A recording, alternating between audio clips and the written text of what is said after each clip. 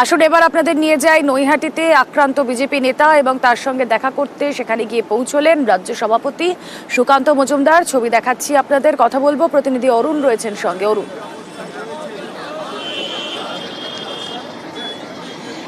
হ্যাঁ দেখো রুমেলা, যখন এখানে সন্তোষ যাদব খুন হওয়ার পর এখানে এই যে সিং ভবন রয়েছে, এই সিং ভবনে কিন্তু ব্যাপক ভাঙচুর অগ্নিসংযোগ ঘটনা ঘটেছিল। সেই ঘটনার পর আজ এখানে সকালবেলায় সুকান্ত মজুমদার ঘটনাস্থলে আসেন এবং ঘটনাস্থল ঘুরে দেখেন। এরপর তিনি কিন্তু একটা কড়া বার্তা দিয়ে যান। তিনি বলেন যে আমরা কিন্তু এর বদলাও নিতে জানি।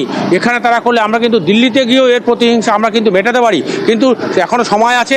যদি তাদের ক্ষমতা থাকে একটা পুলিশ ফোর্স তুলে নিক, বিধায়ক সাংসদ এখানে তাদের ফোর্সগুলো তুলে নিক, আমরা কিন্তু রন্ধে রন্ধে বুঝিয়ে নেবো কীভাবে তার প্রতিরোধ করতে হয়। এই ধরনের ঘটনায় কিন্তু যারা ঘটনাস্থল ঘুরে দেখেন, সাথে ছিলেন অর্জুন সিং, ঘটনাস্থলে এসে তিনি সম্বন্ধ দেখেন এবং তিনি পরিষ্কার ভাষায় বলেন যে এইভাবে যদি বদলা নেওয়ার চেষ্টা করে, নিজেরা অন্যায় করে যদি অন্যের ওপর চাপিয়ে দেওয়ার চেষ্টা করে, তাহলে কিন্তু আমরা বিষয়টাকে মেনে নেব না।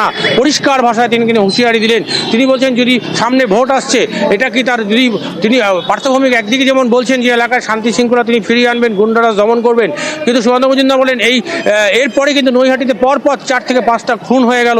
তার ফলে তাদের কি দায়িত্ব তিনি পালন করলেন এবং শুধু ভাঙচুর ছাড়া রাতের অন্ধকারে এসে ভাঙচুর করছে। যদি হিম্মত থাকে দিল্লিতে গিয়ে যেন তারা প্রতিরোধ করার চেষ্টা করে, আমরা দিল্লির ব্যাপারটা ওখানেই বুঝে নেব, এমন হুঁশিয়ারি দেন সুকান্ত মজুমদার।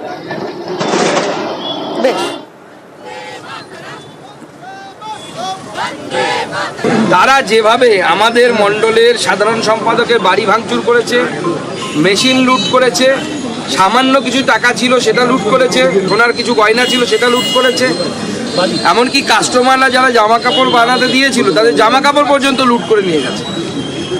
এটা চলতে পারে না। এদের পরিষ্কার উদ্দেশ্য হচ্ছে যে কোনো একটা ঘটনাকে অজুহাত তৈরি করে, অ্যালিবাই তৈরি করে বিজেপির কর্মীদের উপর অত্যাচার করা, একটা ভয়ের বাতাবরণ তৈরি করা।